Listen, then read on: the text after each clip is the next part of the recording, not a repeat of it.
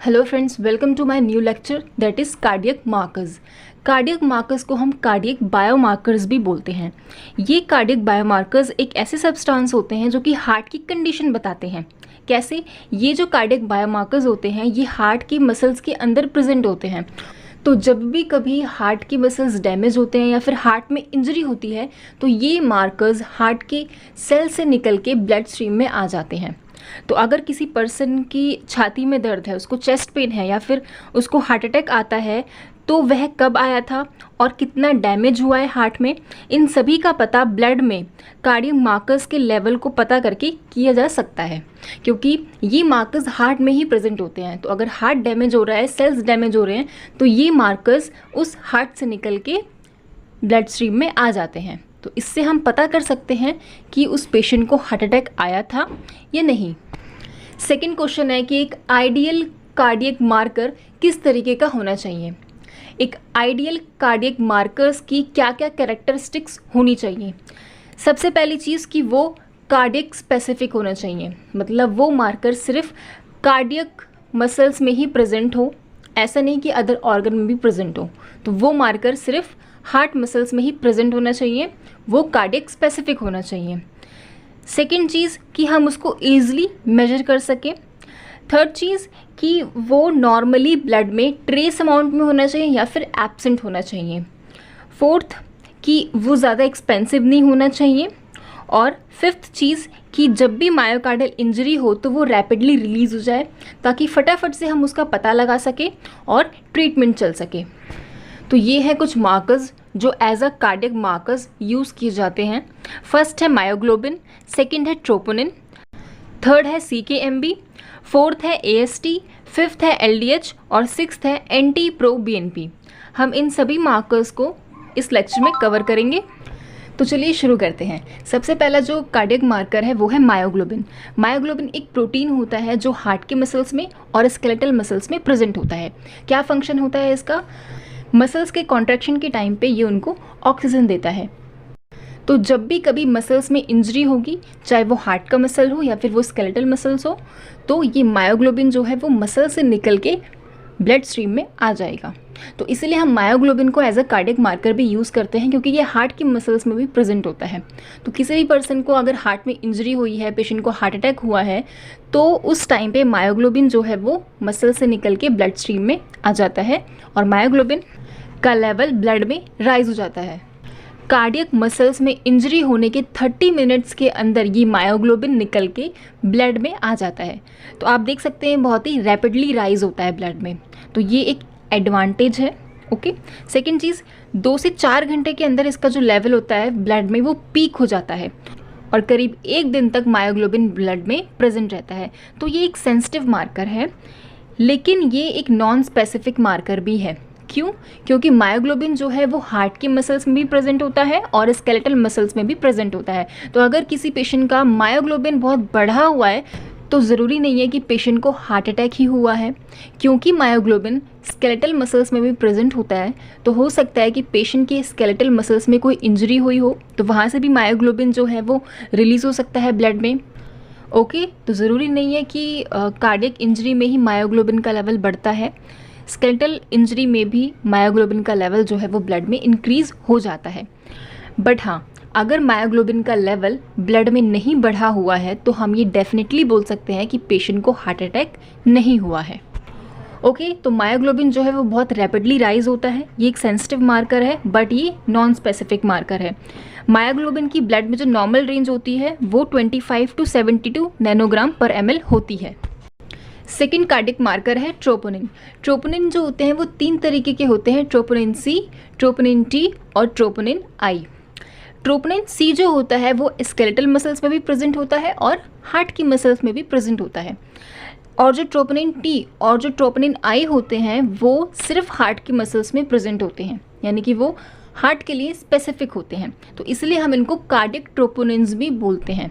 तो जब भी कभी हार्ट की मसल्स में डैमेज होता है तो ये ट्रोपोनिन हार्ट की मसल से निकल के ब्लड में आ जाते हैं। इसीलिए कार्डियक मार्कर के लिए ट्रोपोनिन सी ना करके हम ट्रोपोनिन टी और ट्रोपोनिन आई टेस्ट करते हैं, क्योंकि ये दोनों ही हार्ट के लिए स्पेसिफिक होते हैं। बट अब कार्डियक के लिए ट्रोपोनिन आई का ज़्यादा यूज़ किया जाता है, क्योंकि जो ट्रोपोनिन आई होता है वो ट्रोपोनिन टी से ज़्यादा स्पेसिफिक होता है।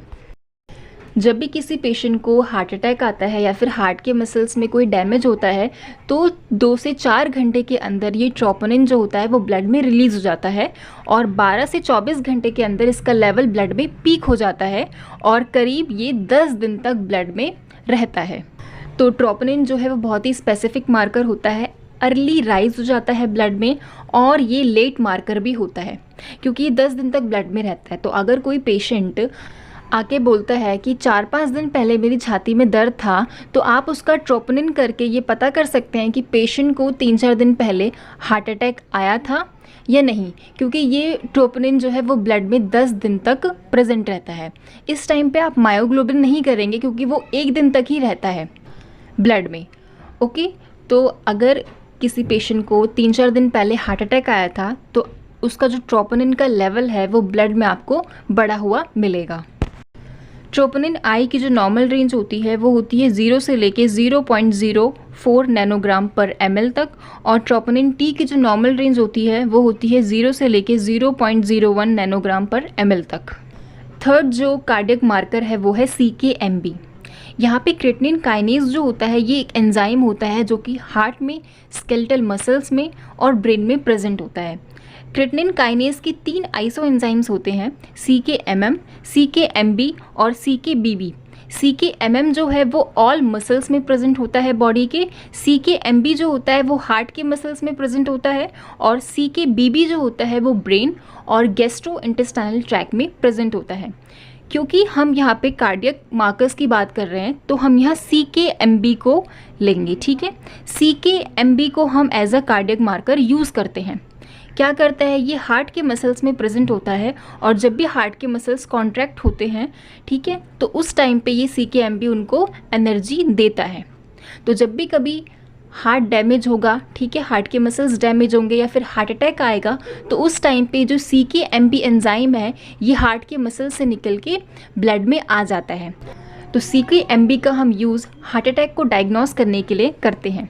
जब भी किसी पर्सन को हार्ट अटैक होता है तो हार्ट अटैक होने के 2 से 4 घंटे के अंदर ये CKMB एंजाइम ब्लड में रिलीज़ हो जाता है और 6 से 10 घंटे के अंदर इसका जो लेवल है ब्लड में पीक हो जाता है और ये करीब 3 दिन तक ब्लड में प्रेजेंट रहता है। तो CKMB एक स्पेसिफिक मार्कर है, बहुत ही अर्ली राइज हो जाता है और अर्ली डायग्नोसिस के लिए ये बहुत अच्छा मार्कर होता है। CKMB की ब्लड में जो नॉर्मल रेंज होती है वो होती है लेस देन 5.0 नैनोग्राम पर ml। फोर्थ कार्डियक मार्कर है AST, एस्पर्टेट ट्रांस अमाइनेज, इसको हम SGOT भी बोलते हैं। और ये जो AST है ये सबसे ज़्यादा कार्डियक मसल्स में, स्केलेटल मसल्स में, लीवर में, किडनी में और RBC में प्रेजेंट रहता है। AST एक नॉन स्पेसिफिक टेस्ट होता है, तो अगर AST का लेवल ब्लड में काफ़ी इंक्रीज़ हो जाता है तो हम ये कंफर्मेशन के साथ नहीं बोल सकते कि पेशेंट को हार्ट अटैक हुआ है, क्योंकि AST अगर स्केलेटल मसल्स में कोई इंजरी हुई है, लीवर में कोई इंजरी हुई है, किडनी में कोई इंजरी हुई है, तो AST का लेवल ब्लड में बढ़ जाता है। तो AST जो है वो एक नॉन स्पेसिफिक टेस्ट है कार्डियक मार्कर के लिए। पहले हम AST का यूज़ करते थे, लेकिन अब कार्डियक मार्कर में AST का यूज़ नहीं किया जाता है। अगर हार्ट में, मसल्स में, किडनी में, लीवर में कहीं पे भी कोई डैमेज होगा तो 6 से 8 घंटे के अंदर ये AST जो है ब्लड में रिलीज़ हो जाता है और 24 से लेके 48 घंटे तक इसका लेवल पीक पे रहता है और करीब 4 से 6 दिन में इसका लेवल जो है वो ब्लड में गिर जाता है। AST की जो नॉर्मल रेंज होती है वो 8 to 40 इंटरनेशनल यूनिट पर लीटर होती है। फोर्थ कार्डियक मार्कर है LDH, लैक्टेट डिहाइड्रोजनेस, और ये भी एक एंजाइम है जो हार्ट के मसल्स में, ब्रेन में, पेनक्रियाज में, किडनी में और ब्लड में प्रेजेंट रहता है। LDH के 5 आइसो एंजाइम्स ब्लड में नॉर्मली प्रेजेंट होते हैं, LDH1, LDH2, LDH3, LDH4 और LDH5। नॉर्मली LDH2 जो होता है वो ब्लड में काफ़ी ज़्यादा प्रेजेंट होता है और LDH1 जो होता है वो हार्ट में सबसे ज़्यादा प्रेजेंट होता है। नॉर्मली LDH2 का जो लेवल होता है वो LDH1 से ज़्यादा होता है, बट हार्ट अटैक में LDH1 का लेवल LDH2 के लेवल से ज़्यादा हो जाता है और इसको हम बोलते हैं फ्लिप पैटर्न।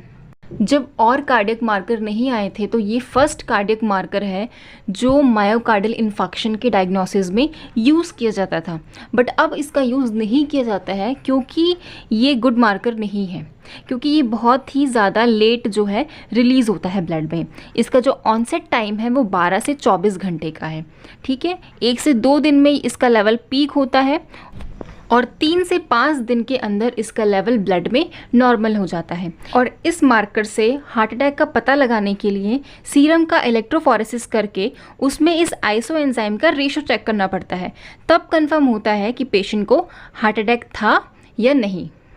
LDH की ब्लड में जो नॉर्मल रेंज होती है वो 105 से लेके 333 इंटरनेशनल यूनिट पर लीटर होती है। 6th मार्कर है NT-proBNP। इसकी फुल फॉर्म है N terminal pro B type natriuretic peptide. NT-proBNP एक प्रोटीन है जो हार्ट के मसल्स में प्रेजेंट होता है। ये कब रिलीज़ होता है? जब भी हार्ट के मसल्स में खिंचाव आती है तो ये मॉलिक्यूल्स निकल के ब्लड में रिलीज़ होता है और ये बताता है कि जो हार्ट का पंप है वो फेल हो रहा है। देखिए, नॉर्मली क्या होता है, जितना ब्लड हार्ट में आता है हार्ट उसको पंप करके वापस भेजता है, बट अगर हार्ट ठीक से ब्लड को पंप नहीं कर पा रहा है तो जितना ब्लड हार्ट में आएगा वो प्रॉपर पंप नहीं हो पाएगा और हार्ट में ही एक्यूमुलेट होने लगेगा, जिसकी वजह से हार्ट पे ब्लड का जो लोड है वो बढ़ेगा। जैसे हार्ट के मसल्स में खिंचाव आएगा, हार्ट के जो मसल्स हैं वो स्ट्रेच होंगे और फिर NT-proBNP जो मॉलिक्यूल है वो रिलीज़ होगा और फिर ब्लड में NT-proBNP का लेवल राइज हो जाएगा। तो हार्ट फेलियर की कंडीशन में NT-proBNP का लेवल काफ़ी बढ़ जाता है। NT-proBNP की नॉर्मल रेंज कितनी होनी चाहिए? देखिए, अगर किसी की एज 75 या फिर उससे कम है तो उनके ब्लड में NT-proBNP का जो लेवल है वो लेस देन 125 पिकोग्राम पर ml होना चाहिए। बट अगर किसी की एज 75 से अबव है तो उनमें NT-proBNP का जो लेवल है वो लेस देन 450 पिकोग्राम पर ml होना चाहिए। तो फ्रेंड्स, आज के लेक्चर में हमने कार्डियक मार्कर्स को डिटेल में कवर किया है। अगर आपको मेरी ये वीडियो पसंद आती है तो प्लीज़ मेरी वीडियो को लाइक करिए, सब्सक्राइब करिए और अपने फ्रेंड्स के साथ भी शेयर करिए। मिलते हैं नेक्स्ट वीडियो में। Thank you.